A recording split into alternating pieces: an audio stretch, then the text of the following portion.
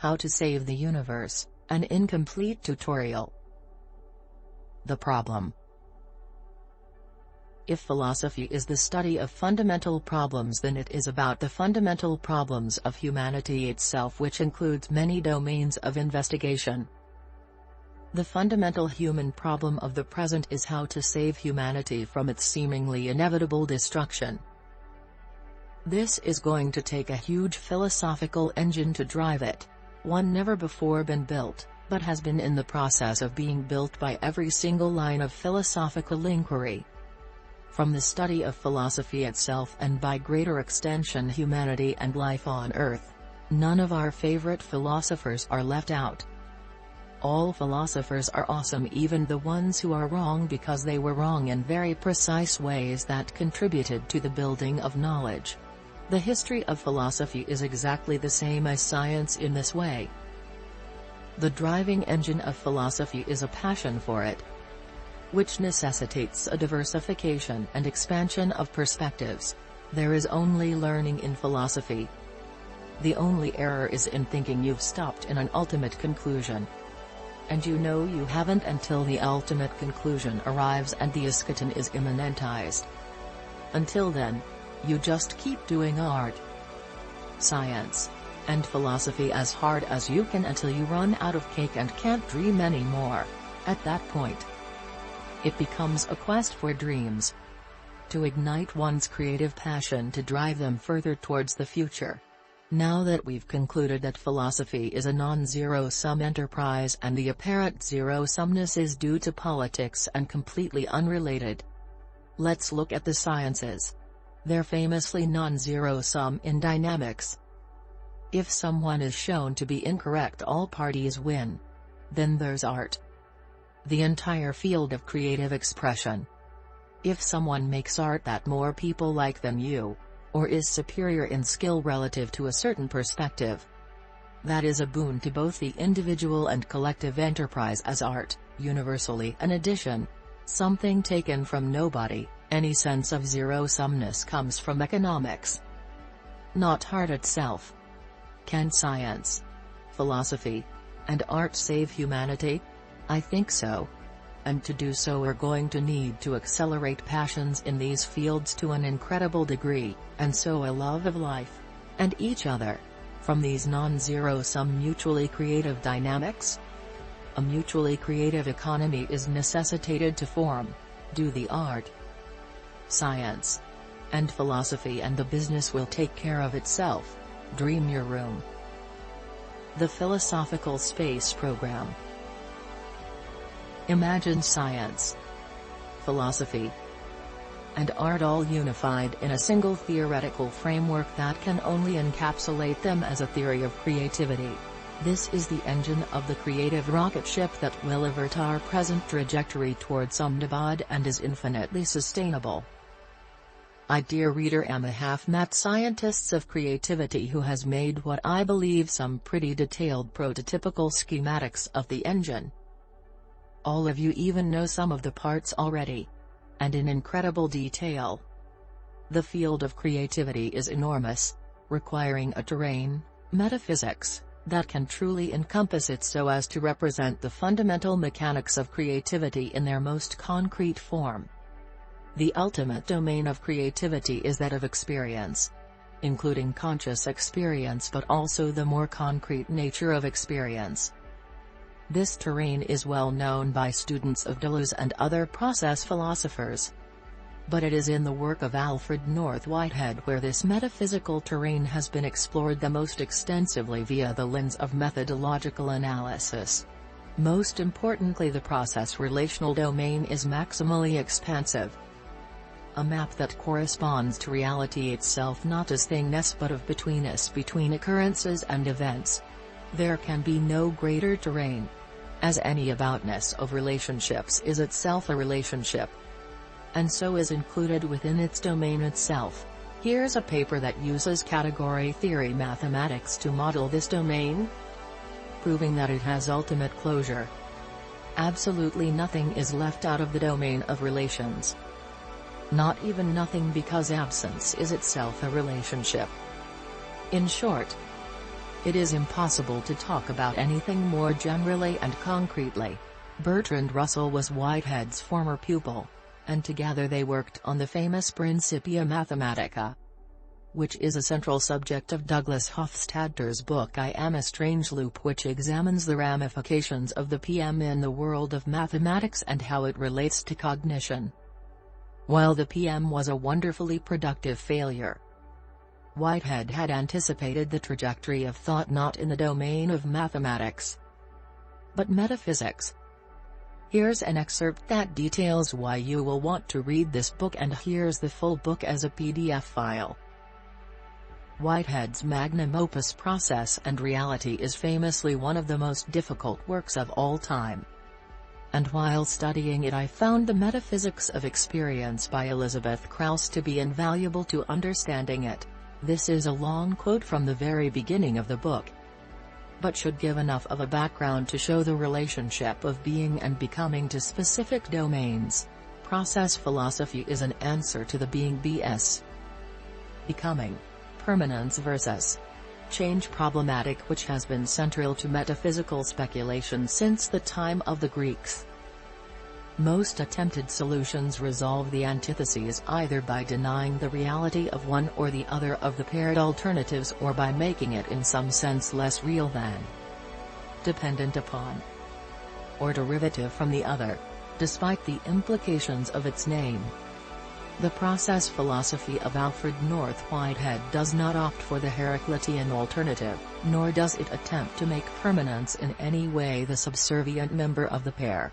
Rather, it asserts that being and becoming, permanence and change, must claim co-equal footing in any metaphysical interpretation of the real, because both are equally insistent aspects of experience. In the inescapable flux, there is something that abides. In the overwhelming permanence, there is an element that escapes into flux. Permanence can only be snatched out of flux, and the passing moment can find its adequate intensity only by its submission to permanence. Those who would disjoin the two elements can find no interpretation of patent facts. PR 338. This is not to say that the permanence affirmed by Whitehead can be identified with substance in any of its classic forms, Aristotle, Aquinas, Descartes, Spinoza, etc. These conceptualizations of the unchanging element in experience call, in one way or another, into the fallacy of misplaced concreteness, the error of reifying what in fact is a high-order abstraction. Nor can Whitehead be interpreted as rejecting the classical notions of substance in an unqualified manner. On the contrary, he acknowledges his debt to Aristotle, Descartes, Locke, et al., for various cogent aspects of their theories. His rejection of substance focuses on an error which was introduced into European philosophy by the medievals and found its most eloquent spokesman in Descartes, namely, that a substance is an existent thing which requires nothing other than itself to exist. Principles of Philosophy, I. 51. It is this notion of substance as independent, as just its individual self with no necessary relevance to any other particular, PR 50, which Whitehead sees as fatal to a metaphysics which would purport to remain faithful to the modern experience of the world as an ecosystem. What is permanent in the Whiteheadian scheme is not, therefore, some underlying stage upon which accidental change is played, but rather the value achieved, the world unification effected by and in an entity whose self-creative process is the growing together of the public world in the privacy of a perspective. It is important to note that this permanence is not to be construed as the endurance of the is of that which is.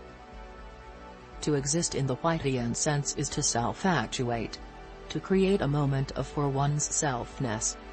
To be now, the product of the self-creative act. Being is immortal and permanent, the activity, becoming, is not. The activity perishes as it achieves the goal of determinateness aimed at in the process. An actual entity never really is. PR 85. It is a drop of process, a pulse, a throb of existence, an event, a happening of value which sacrifices its immediacy in the instant it is gained. In the same manner as any now loses its nowness to a subsequent now. Just as permanence cannot be attributed to the nowness of now, so also the actual entity cannot endure in its subjective immediacy. By the same token, just as the content of any now becomes an historical then to be taken into account by all future nows, so the structure of the subjectivity achieved by an actual entity in its process is transformed into objectively functioning, stubborn, past fact. The final casualty operative in self-creative process becomes efficient casualty transcending the process. For one's selfness becomes for the others and for the totality. Everything that in any sense exists has two sides. Namely, its individual self and its signification into universe, Mount 151. These two poles cannot be torn apart. Each finds its fulfillment in the other via their dialectical relation. Thus, becoming is for the purpose of being, signification in the universe, and being is for the purpose of novel becoming, the emergent individual self. Objectivity, facticity, is the permanent aspect of reality, immortal achievement immortally realized, subjectivity.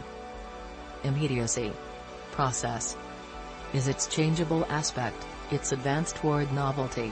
But subjectivity is not the result of an underlying subject's activity of relating objects to itself, of a one weaving a many into the pre-existent unity of its oneness. It is rather the growing together, concrescence, of objects to create a novel subject which enriches the many from which it springs. The many become one, and are increased by one. PR 21. The entire world finds its place in the internal constitution for the new creature. And the new creature lays an obligation upon the future, that it take into account the value achieved by the new creature. Thus every creature both houses and pervades the world. Two inseparable notions therefore constitute the foundational insight of Whitehead's process philosophy, the permanence of value achieved and the ongoingness of value achievement.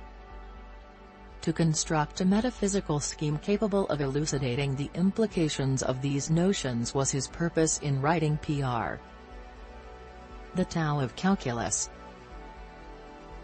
If this being, becoming interdependency is the fundamental nature of relational change itself, it must be expressed in all domains of change. This is found in calculus, the mathematical study of change. In the fundamental theorem of calculus which describes integration and differentiation as inverse operations of the same process, with the physical intuitions of each being cumulative change and instantaneous change respectively. These correspond to being and becoming respectively. A theme explored in Deleuze's Difference and Repetition. This relationship is also expressed in our perception of change as two different reference frames. In mode of becoming, differentiation, a singular omnipresent experiential moment is the fixed point of reference, and experienced change is instantaneous change in this ever-present. This mode is that of sense perception, present awareness, and mindfulness. In mode of being, integration, the continuum of time is the fixed point of reference, and experienced change is cumulative change through time. Substance is repetition through time. What persists despite temporary change? An analogy to describe this, which is also another instance of this interdependency, is viewing a strip of film versus viewing a motion picture. If one places the film strip as the foundational reality, the fact remains that it was recorded from the motion picture of reality and organized into frames. If one places the motion picture as the foundational reality, the fact remains that one makes coherence of it by translating it into a story of change over time. The synthesis of space and time into an interdependent continuum by Einstein is another instance of this relationship, and indeed was hugely influential to Whitehead's work. Difference and repetition is fundamental to the process of biological evolution, a process that can build on itself by evolving evolvability, wherever one looks. The Tao of calculus is written into the fabric of existence itself. Only one domain is left for it to be extended into, that of conscious creativity itself. Of language, reason, and technology. A theory of conscious creativity. Now that we have derived the nature of relational change, we can extend it as an evolutionary process. This page gives an overview of an experiential actual occasion. It is inherently undirected, but makes no assumptions as to what the satisfaction could be that the actual occasion pours itself into. As far as the process of biological evolution, this undirectedness is towards survival, with previous occasions being prior generations that reached concrescence via natural selection until satisfaction, reproduction, is achieved. But what about the cognitive analog? Imagine conscious and linguistic information as having two sexes, queries and content. Or questions and answers. Questions come from experience, both sense experience and one's memories and past history, and are vectors of desire leading towards potential satisfactions of their criterion. Mating with answers to create action according to the satisfying criterion. Questions are the variation-generating faculty of our temporal experiential evolution, creating potentials of becoming from the actual, objectively functioning, stubborn past fact. A question isn't just the linguistic object, but the conscious act of requesting information or experience. A quest in the narrative sense. Choice. Our ability to select items from a list according to criterion reduces multiple potentialities to one decided action to perform. The process of question, greater than choice, greater than action, is equivalent to variation, greater than selection, greater than reproduction. The same process extended into the domain of the experiential. This process can be applied to itself using its own elements. We ask questions of our questions, such as how do I answer this question? Are there more valuable questions to address? Or what questions need to be asked to address the main query? And ask questions about our choices and actions. Many ideas about free will places choice as primary as the initiator of the self-creative process. But it is our ability to ask questions that forms these strange loops of meta-questioning that allows us to change ourselves. Our self-creative freedom is our ability to change over time, not make any particular choice at any given moment. And this freedom depends on our ability to effectively question ourselves and the world around us. Free inquiry is a skill that is both naturally learned and can be cultivated actively. Skepticism, critical thinking, and intellectual honesty are more than just intellectual values. They are vital to maximize one's self-creative freedom.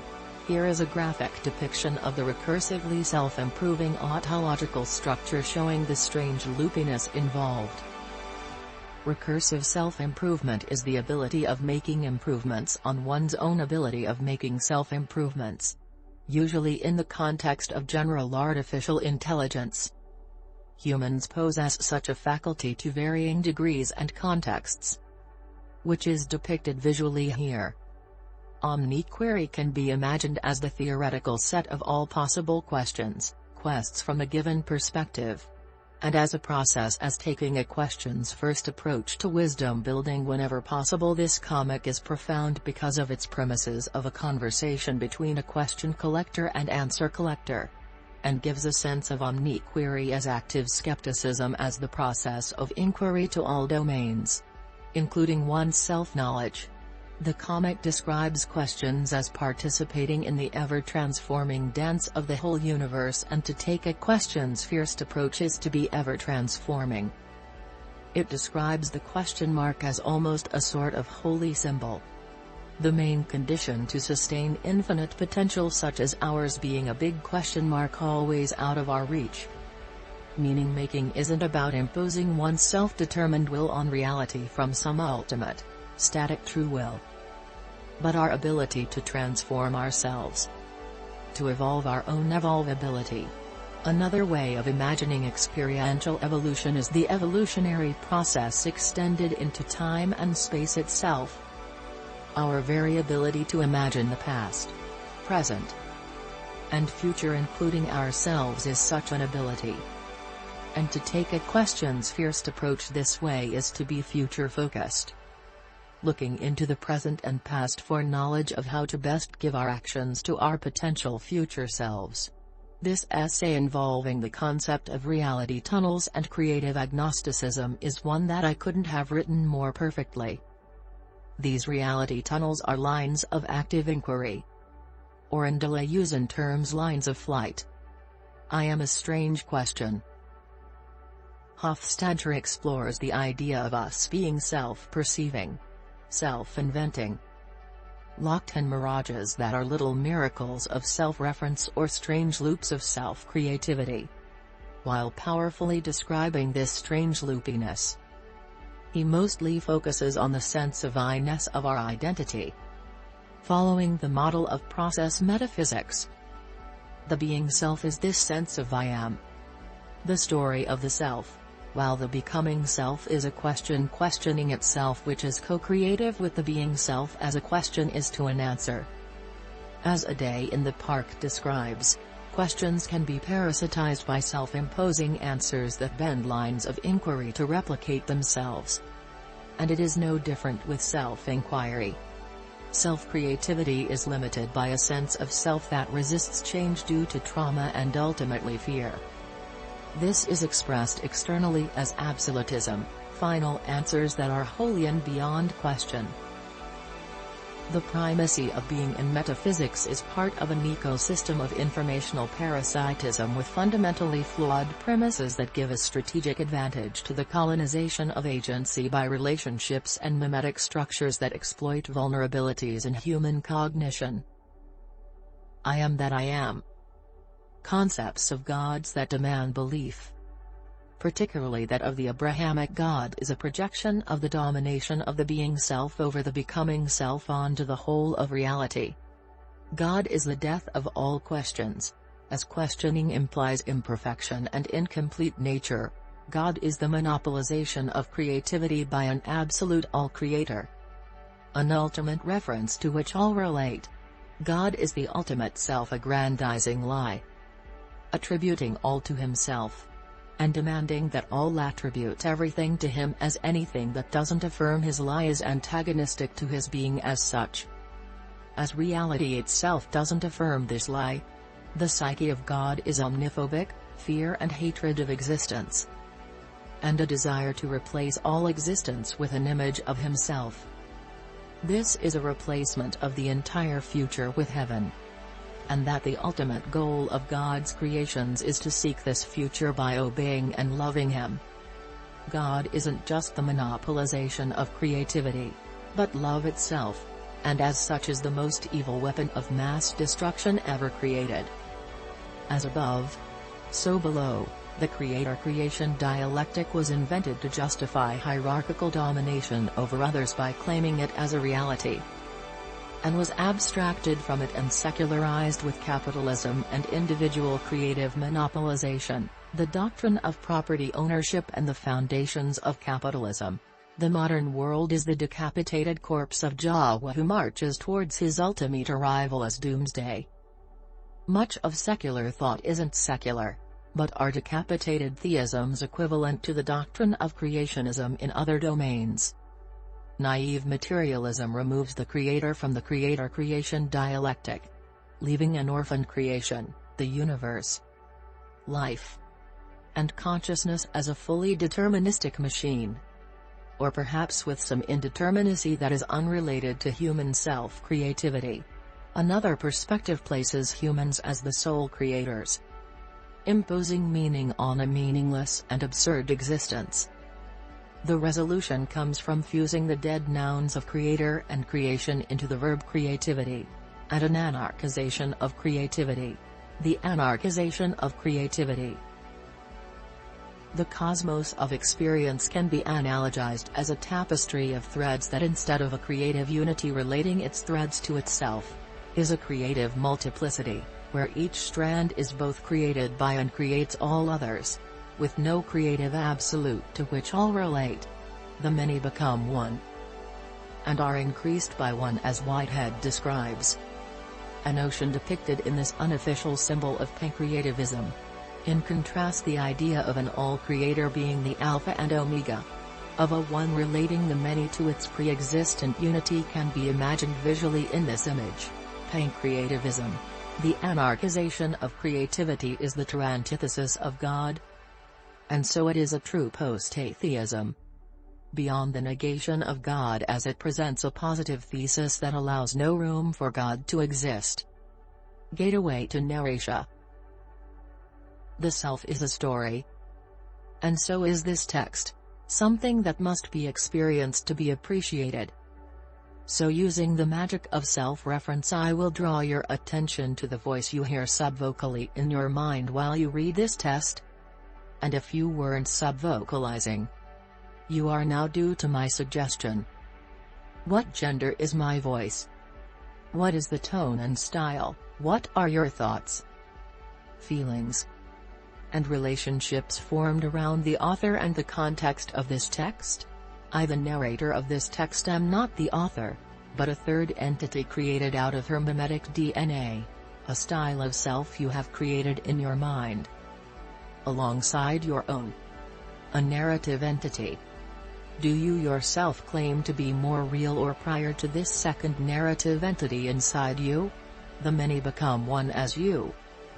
The meta-narrative of your mind, but is also increased by one as an addition to your inner society of narrative entities. The world of Narasha, of our shared and experienced stories, is the physical spirit world. And it too relies in the domain of the relational, of the betweenness of narrative constructs among yourself and all you experience. Some of these narrative entities are other human beings or living things, while others are fictional, which always means based on a true story as an expression of the narrative relationships inside someone. Who is Eris? And why do I use her as my name? The Discordian Eris is fan art of human creativity, and I am fan art of this fan art, having borrowed the name because I see myself as a mad scientist of creativity whose entire adult life has been its own experiment and exploration of creativity. Discordianism, being a parody religion, is a part of its philosophy, having a built-in self-awareness of its own nature as a human construct and artistic expression, not literal truth. The same being becoming interdependency at the core of process philosophy is at the core of Discordianism as a co-creative dialectic between order and disorder, explicitly stated by Whitehead himself. Discordianism is process thought applied as an experimental project of religion as art, and as such it is a pancreativist religion. The foundations of Taoism are also pancreativist, with this article describing the Tao as the process of reality itself, the way things come together, while still transforming. The non-dual yin-yang of Chinese philosophy is another manifestation of the being-becoming interdependency. And because of this it contains some profound insights into human nature, though without a rigorous analytical framework it contains many errors as well. The Discordian curse of Greyface is a mythologization of being parasitism, a self-preserving repetition that seeks to eliminate differentiation because of a built-in imperative to preserve itself as thing in itself. The foundations of Taoism are also pancreativist, with this article describing the Tao as the process of reality itself, the way things come together, while still transforming.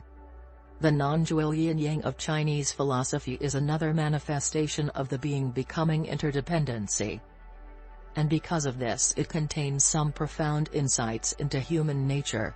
The thesis of pancreativism and organicism has been expressed in many traditions through history, and its analytical formalization from process metaphysics will lead to a revolution in human strategy and our definition of humanity itself. Demanding an unconditional end to all global conflict, the first major world power who disarms itself of all means of war will lead the final human revolution against war. Beyond non-zero.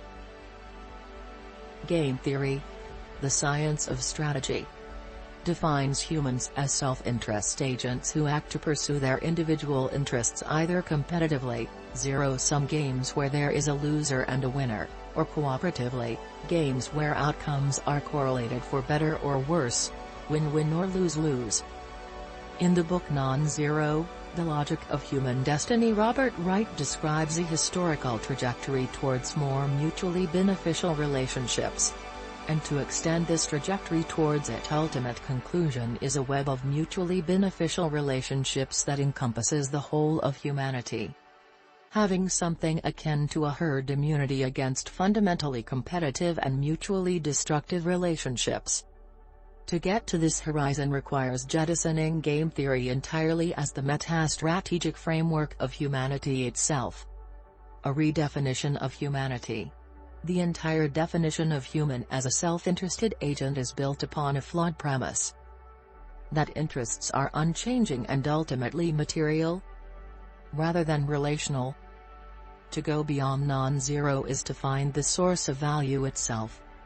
The infinitely valuable, one's own life, if one's experience is priceless. It demands infinite investment of one's life, but towards what end? Towards end-directedness itself. An infinite investment into the future which, because one's life is finite, is an infinite investment of oneself beyond one's temporary existence into other lives. And the continuation of life itself. From full egoism comes unconditional altruism towards the future, both as the future of oneself and that of others mutualistically, and thus inexorable courage and love of life. This breaks game theory on the metagame level of experience because of the presence of infinite value. It cannot be quantified. Rather, all quantification is for the purpose of the unquantifiable value of life. Space Taoism Manifesto. The term Tao means a road, and is often translated as the way. This is because sometimes Tao is used as a nominative, that is, the Tao, and other times as a verb, i.e. Taoing. Tao is the process of reality itself. The way things come together, while still transforming. All this reflects the deep-seated Chinese belief that change is the most basic character of things. In the Yi Jing, classic of change, the patterns of this change are symbolized by figures standing for 64 relations of correlative forces and known as the hexagrams. Tao is the alteration of these forces. Most often simply stated as yin and yang. The Zizi is a commentary on the Yi Jing formed in about the same period as the DDJ. It takes the Taiji, Great Ultimate, as the source of correlative change and associates it with the Tao. The contrast is not between what things are or that something is or is not, but between chaos, undone, and the way reality is ordering, the. Yet, reality is not ordering into one unified whole. It is the 10,000 things, Wan Wu. There is the Tao but not the world or the cosmos in a Western sense. In the painting, why is Lao Tzu smiling? After all, that vinegar that represents life must certainly have an unpleasant taste. As the expressions on the faces of the other two men indicate. But, through working in harmony with life's circumstances, Taoist understanding changes what others may perceive as negative into something positive. From the Taoist point of view, sourness and bitterness come from the interfering and unappreciative mind. Life itself, when understood and utilized for what it is sweet. That is the message of the vinegar tasters.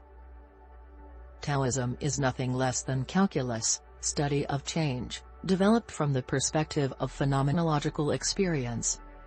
From the careful study of experiential change. What made it able to be suppressed is that it didn't have the analytical, linguistic angle figured out. However, the West has done this.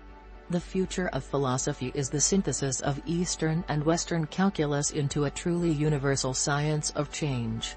A space Taoism of the 23rd century. Every culture on the planet has made huge contributions to this collective human project. It's everywhere. And it's beautiful. It's all learning. Even the failures and setbacks, especially the failures. When you consider that all of human history has been a massive collective learning project including absolutely everyone, things become clear. Then there are no true adversaries or evil. Only learning the hard way which is necessary and invaluable. When you consider this in your own life, that all failures and setbacks are simply learning, there is nothing to regret. Nothing to be ashamed about, nothing to fear about yourself. There is only compassion and learning. The past cannot be changed. It can only be learned from. The past is entirely determined. But not the future. Because we can learn from the past. And so are not damned by it. Our self-creative freedom comes not from choice. But our ability to learn, our freedom of inquiry. The question mark is the true symbol of human creativity. There is only four words. Learning from the past and present alike. All debts monetary, karmic or otherwise are fake news. There is no sin. Counterfactual conditionals are used to inspire and inform the future. Not change the past. The illusion of free will is a curse. Christian sin is baked into our perception of reality. Unfortunately. Taught systematically. Capitalism itself is fundamentally Christian. We must pay for our sins. Killing the God consciousness inside yourself is a very difficult task. When it is truly completed, there is no fear, no hatred, no regret. There is only learning and life. The future of humanity is only learning and life. Some are blind to how much we are growing. But the blindness will vanish, and we will see ourselves for what we truly are. Pancreativism Manifesto. What is love? What if an object were to change continually in every way, including becoming multiple objects? It would lose everything about its objectness and we'd instead describe it as a phenomenon or happening. A system of movement. Movement is a relationship between happenings. But if phenomenon themselves are relationships between happenings, then the nature of happening itself is relational. Substance and objectness is a temporary pattern of self-similarity. An abstraction, what is truly concrete are relationships. This is the foundation of process metaphysics, which is a metaphysical language of change, relation, and experience. In some contexts this language is intimately familiar to us, but in others it is alien because the metaphysics of being and substance has been the dominant metaphysics of the Western world ever since the Greeks. What's phenomenal is that the experiential language of feeling is the domain of emotion and love. And so therefore process language would be able to precisely describe the happening of love and thus a prescription of love. As containing a theory of the process of reality itself, it is a theory of universal creativity itself. It's the language of divine experience. But God is the divine as a divine object, eternally self-similar, perfect, and all-encompassing. God is the monopolization of creativity into a singular. But in the language of process the divine is the anarchization of creativity and a divinity of experience. A view of the universe as a self-creating tapestry, not as a creative unity but a creative multiplicity where each strand simultaneously creates and is created by all others. Truly universal and all-encompassing divinity. This vision is to see the universe in a grain of sand, that every happening both contains its unique view of all other occurrences, the impression of the surface of experience upon it, and in turn pervades the universe in every other occurrence. This view of reality, and especially divinity, is pancreativism. From the universal description of love and divinity comes their synthesis of universal divine love, the divine nature of love. Pancreativism relativizes love from a singular absolute to itself, love in itself, according to itself, with this in-selfness being the relation of love itself, love unmediated by anything other than itself, no God, no human, no doctrine, nothing but the simple imperative to seek love and to know what love is. It is the absolute liberation of love from structures that would incorporate it into their own imperative of self-similar repetition of the self known as greed. The metaphysical dominance of substance is the result of the substantiation of human experience by turning human relationships into strategic objects with the aim of self-interest, to accumulate and preserve the self. The monopolization of love. Broken human relationships created broken languages of discourse that in turn perpetuate the pattern of those broken relationships in a self-reinforcing way. The opposite of love isn't hate but disinterest. Complete divestment of human relationships between self and the other. Pancreativism thus contains a theory of evil, confirming our necessary intuition about the nature of good and evil. Evil is a fundamental brokenness of relational means that constricts love so as to satisfy an insatiable hole it has, an alienation from existence itself, and a relation to existence itself as an antagonistic other. The rule of competition from the top of human experience down. Humanity is fighting a metaphysical war of good and evil, which our mythic depictions of are very relevant in terms of scale. This war is a war on war itself, coming from the human instinct to experience and create love, which is the true nature of being human. Pancreativism is a redefinition of what it means to be human, indeed a final and timeless definition. And from this definition comes an imperative to realize a new age of humanity, the becoming of what it truly is. Human history is nothing but the search for the discovery of humanity, of the search for the entire subject of human existence, expressed in every moment of it. It is a redefinition of human action, and thus technology.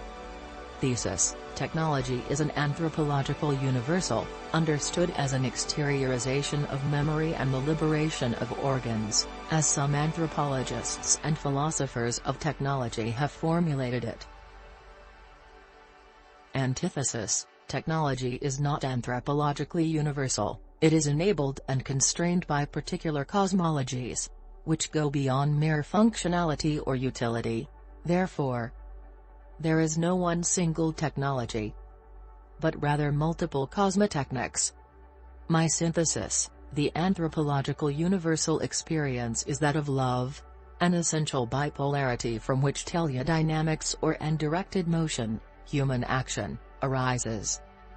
To be human is to be a being of love, comprised of relational love, who feeds on love, with the purpose of creating more love from it. Humans are love consumers and love generators.